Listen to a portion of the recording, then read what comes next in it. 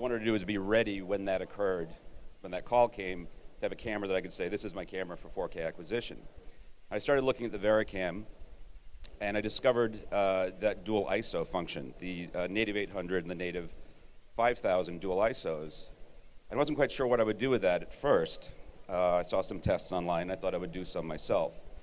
So I started to explore the high ISO shooting and available light on the streets, which is essentially what everyone does when they first try out the camera. And this was the test that I shot as a test of the high ISO function. And I was very impressed with the tonality, which you're probably going to be able to see a little bit better at home than on the stage here. The sky held, the headlights held, and most importantly, the skin tones are very clean. I did a very mild correction in color. We just took some green out. But this is, of course, modern, sort of nasty street lights that have a lot of spikes in the spectrum. And I looked at this, I said, boy, that's all available light, by the way. There's no augmentation there. So I was very impressed with this, and presented this to the producers of the show that I was about to shoot, and said, look what we did with no lighting. And that opened up a lot of possibilities, because traditionally in production, when we shoot night exteriors, there's a few things that have to take in consideration. One, traditionally, has been high-speed lenses, primes. We were an all-zoom show for speed, so we would have to have an additional package for night shooting. On top of that, you tend to bring in a condor with a big backlight. You run cable up and down the street. There's a lot of rigging involved. And it's a relatively expensive process shooting out on location, which for a smaller scale television show is a bit formidable, so they tend to limit that. But once we looked at this test, we said, you know what, I can let the backgrounds go. The Varicam is holding a really natural look in the background. All we have to do is treat the foreground as we need to. So that led us into our night exteriors are covered.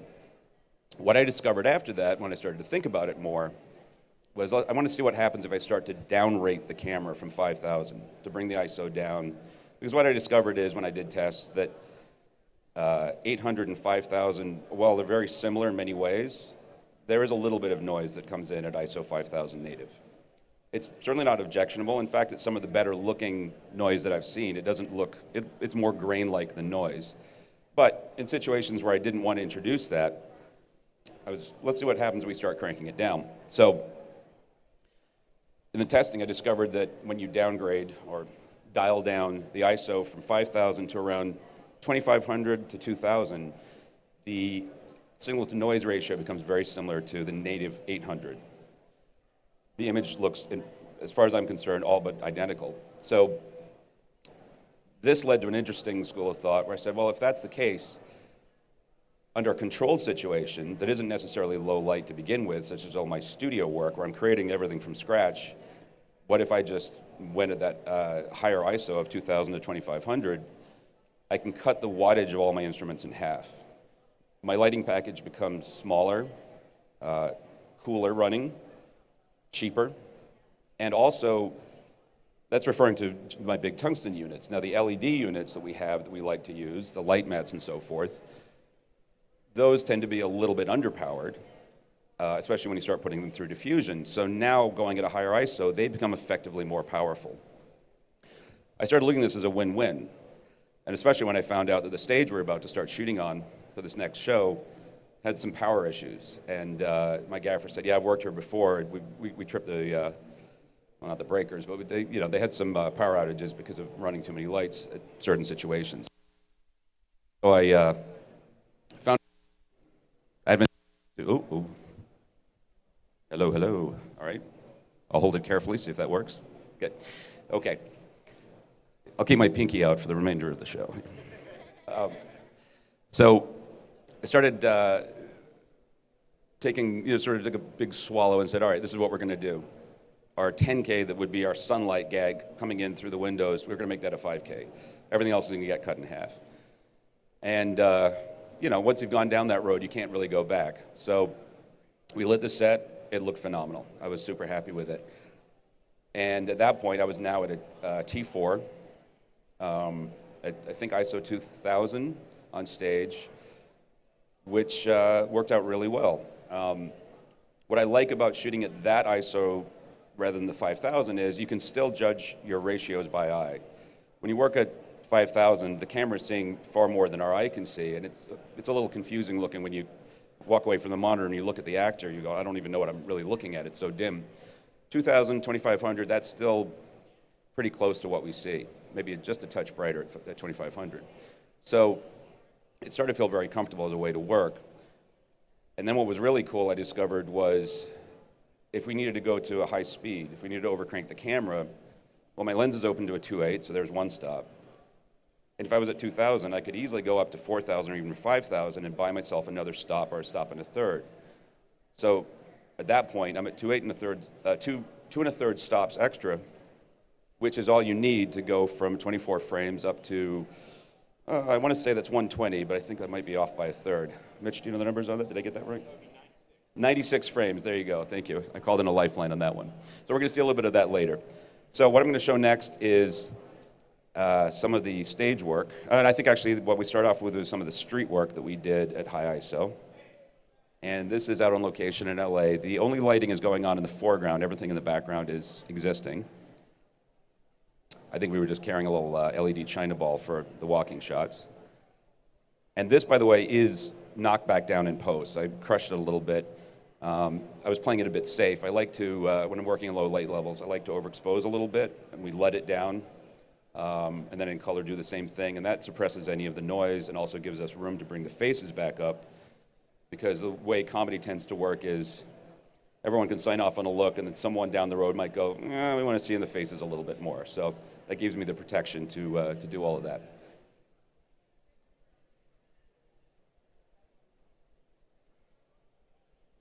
Now this was actually a particularly interesting situation. We had scouted various locations around this neighborhood to shoot, and as the light is going down for the beginning of that that shooting period around 6 o'clock, the director said, hey, I like this alley. Why don't we shoot there? And I said, well, great. I have never seen what that looks like at night, so I don't know if it's going to work or not. I don't think there's going to be enough light. We'll see. And as it turned into dusk and then night, I said, yeah, I don't know. There's not a lot of light going on down there. And I actually had the transportation department take a car down to the end of the street, turn it around to turn the headlights onto a building in the back, because I just didn't want her to block up, which would be, you can't really see it, it's over her shoulder there. As night fell completely and we turned the camera on, I looked at the monitor, I went, well, I'm completely wrong. There's plenty of light. In fact, in some places there's more light than I would even have preferred. The building on the right there, I didn't necessarily want as bright as that, but at 5,000, it popped. So there's a situation where without that high ISO, you'd have to go, no, I don't think we can. I don't have time to light it. And in this instance, we didn't need to. She was lit with, I think we did a big soft source as a fill off to the right. We maybe had a traveling China ball. Kind of going back a little bit. I think she walks in, yeah, eventually she walks into a static source, but I think we did a China ball on a pole, which is the same for this shot. Just to add a little bit of fill. It's an interesting balance, just trying to find the, naturalistic to realistic. I'm sorry, to cinematic, I should say. Okay, so that's that night. Well, there's a little bit more night stuff here. Now, hopefully at home you can be able to see it. And again, on this monitor, I think with all the ambient here, it's hard to see. But there is level up in that sky. That is not a pitch black sky.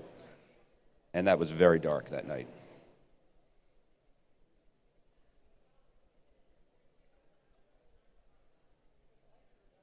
I can dream. I don't know. I don't remember what happened here. Romantic moments. Dashed.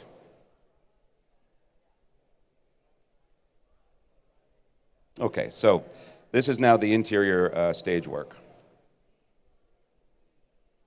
And I'll just hold it there. So the outside the windows on the left, the French doors, that's Translight, rear lit, that we shot for the show. There is a balcony railing, which you can see a little bit of, and a bicycle that are lit from above. And that's a 5K that's coming in that you can see a little bit of on the chair just behind her and on the floor. And again, normally that would be a 10K. What I really liked, again, is I had control of my blowout. I really wanted to get the outside hot because there was a lot of concern going into this that the Translight would look fake. We really didn't want one of those shows. It was not supposed to look like a sitcom. And I felt very comfortable with the idea that if I'm not getting enough out of my instruments, I can always notch the camera up one more notch. We can take another bump up in ISO if we need to. We didn't need to.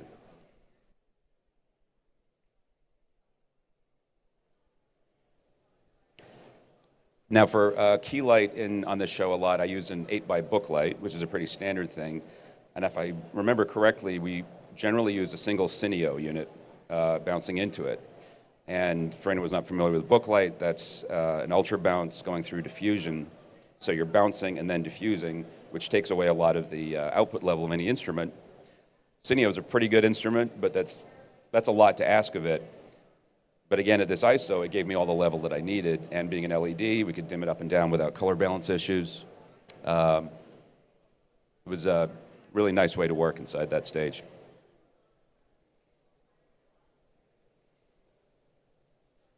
That's simply a day blue backing that we just lit as hot as we possibly could. We were not allowed another translight out that way. Every time that door opened, I kind of go, close the door. But it works. You don't think about it after a while. So what's funny here is we're talking about high ISO, which generally means shooting in low light environments and dark. But again, what I'm stressing is it's a tool that goes well beyond that into a different way of working, a more nimble way of working. Again, those smaller LEDs become more powerful. And the thing is, for a lower range show, the rental on LEDs is generally higher than traditional units, than traditional tungsten units.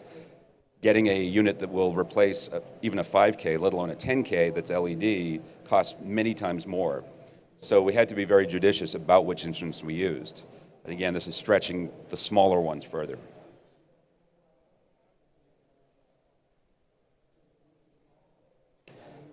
So here's a situation that we shot at least 96 frames. And that's an intentional flare up at the top right, by the way. Sunlight action. And I did not have to switch out from my zooms. We may have even stayed at a 4. We probably opened up to maybe a 2.8 1/3 and took the rest on the ISO. But as you see, the look doesn't really change. Okay, so that was Mary and Jane for MTV. The next show, Cassandra French's Finishing School, which was on Audience Network, was a similar vibe. And I said, well, you know, we're on a roll. Let's keep with the Varicam. It was actually a slightly smaller show. On that one, I'd specifically been told the night exteriors were being written out. And I said, all right, okay, let me show you that demo I did again and some of the footage from this. And suddenly those scenes were allowed to remain in the show because I promised that we could shoot them without a lot of fuss. This was an interesting situation.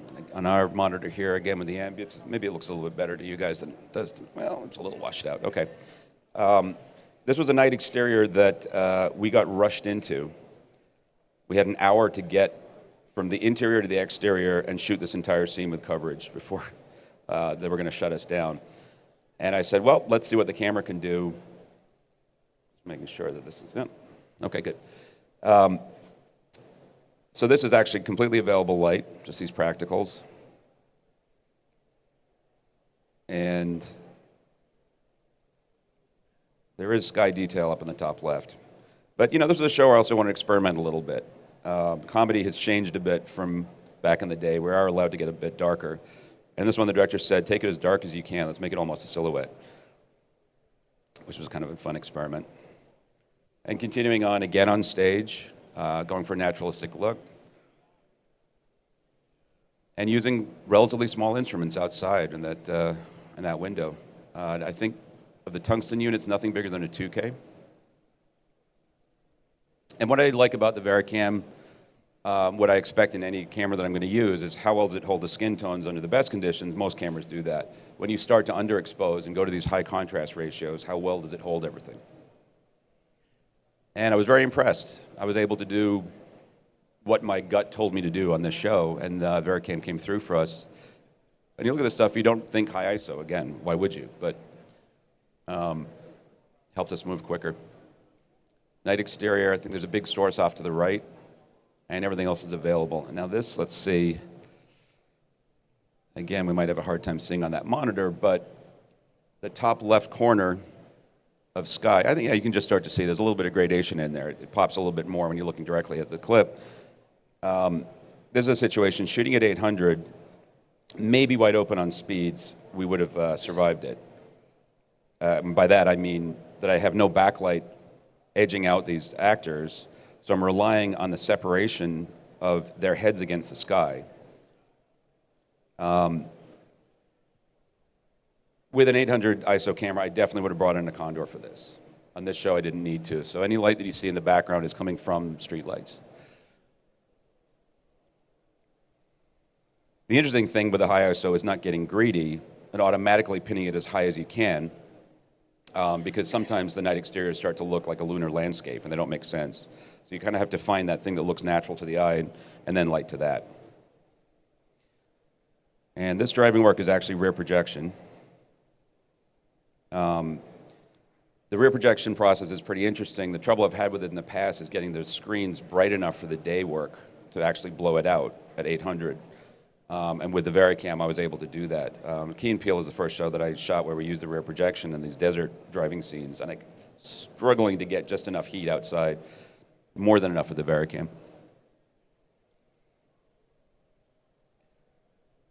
And this is exterior at Griffith Park.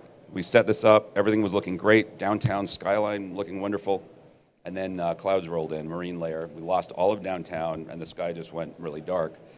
So I notched the camera back up a little bit more than what I had it set at. And away we went.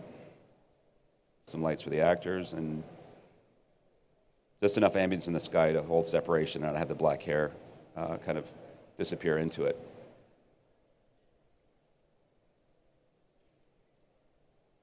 That's all available out in the street. Now, available light shooting sometimes is a necessity and sometimes is a choice. The current sort of vogue for television production, unless you're doing a very stylized show, is to go as naturalistic as possible. So it's kind of a win-win if you're on a show that allows you to embrace that, and is also saying, let's go faster, faster, faster.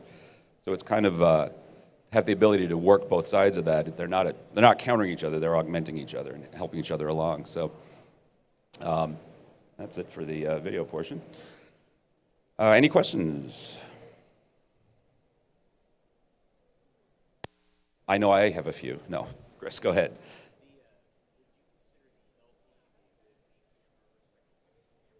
Now the question is the LT a good B camera to the V35? As far as I'm concerned, absolutely. Image quality is the same. There was a few issues early on that we addressed with Panasonic, such as the look around. Originally there wasn't a look around in the viewfinder, which we find very important for our operators to see booms and things coming. We asked for it, they gave it to us. So what we found in general is that Panasonic is really listening and improving, and the LT continues to gain functionality. It seems like there's a firmware update every couple of months, which is getting very exciting, I think, for LT owners, of which I've considered becoming one myself as it gets more and more capable. But the look is identical. I've used a V35 with an LT, and certainly in the final product, I can't tell which one's which. Eric. I love that I know these guys, but I just know people in the audience now. You may have addressed it, wasn't here. Native 800, native 5000.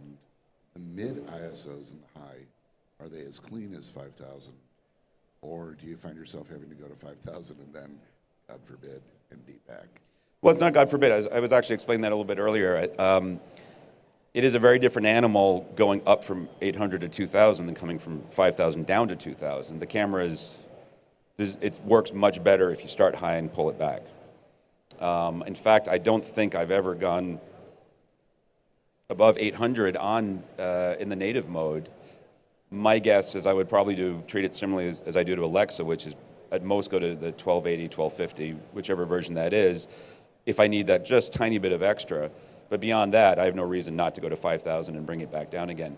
As I understand it, Mitch, help with this if you know any differently, the only drawback to dialing down the ISO from 5,000 is that you're truncating your dynamic range slightly. It's shifting. I think you gain a little bit in the shadows, but you lose some in the highlights. Is that correct, roughly? Yeah. So the good thing about that, as far as I'm concerned, is the times that I do it, as we saw here, is on stage when I have complete control over everything. So if I start to see a highlight pushing a little over into clip, or at least moving towards a blowout, we just dial it back down on the light.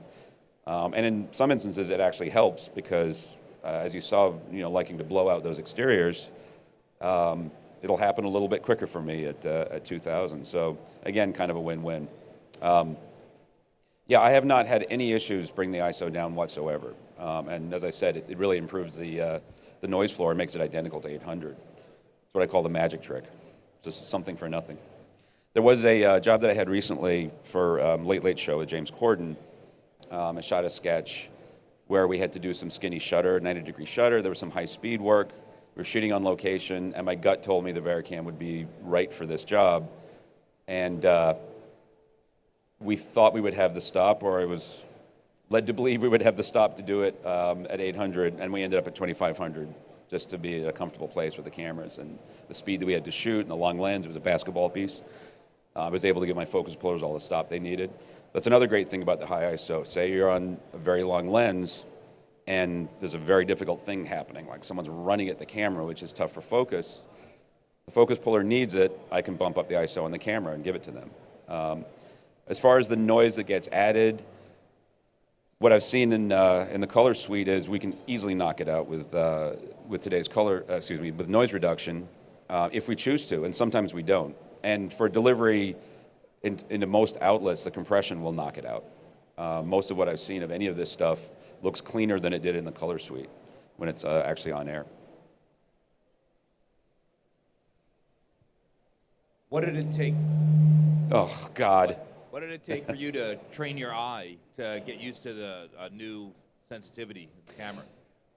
Well, it's an interesting question. Like I said, 5,000 I cannot get used to.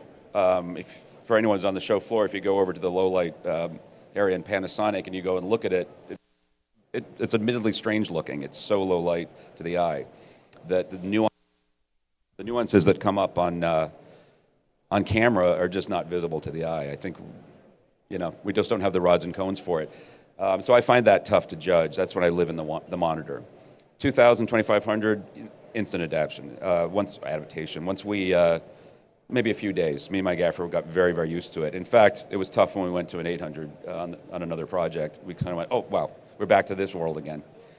So pretty easy to judge ratios. I think that, I haven't done it scientifically, but I feel like somewhere around that 1280 to 2000 range, if you look at the monitor and look to your eye, they're almost identical.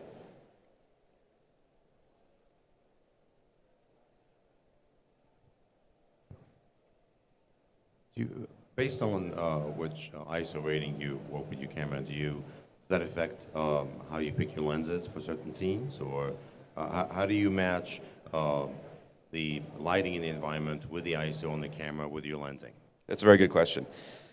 The modality that we had for years with low light shooting, night exteriors, was that you had to go to fast primes. And what's interesting is that became the look of night exteriors that we all essentially grew up with. It was very shallow backgrounds. And now we're in a situation where we no longer have to do that, so it becomes a choice. I own a series of zooms that are all roughly 2.8, so that's what we use most of the time for speed on these shows. I now have the flexibility of using those zooms, which is very helpful for speed, but there may be occasions when we want to emulate a classic night exterior where we bring in prime purely for the look, and I may even be lobbing in ND6 just to get that look, which is trippy on a night exterior, but we may do it. And then that reflects on also if we're going to do a high speed, something where we're overcranking the camera, going to a skinny shutter, we may start off at the ISO we're going to be at, have ND in there, and then drop it back out again. Have we have time for one more if there is one? Cool, I think we did it. Great. Thank you very much for having me.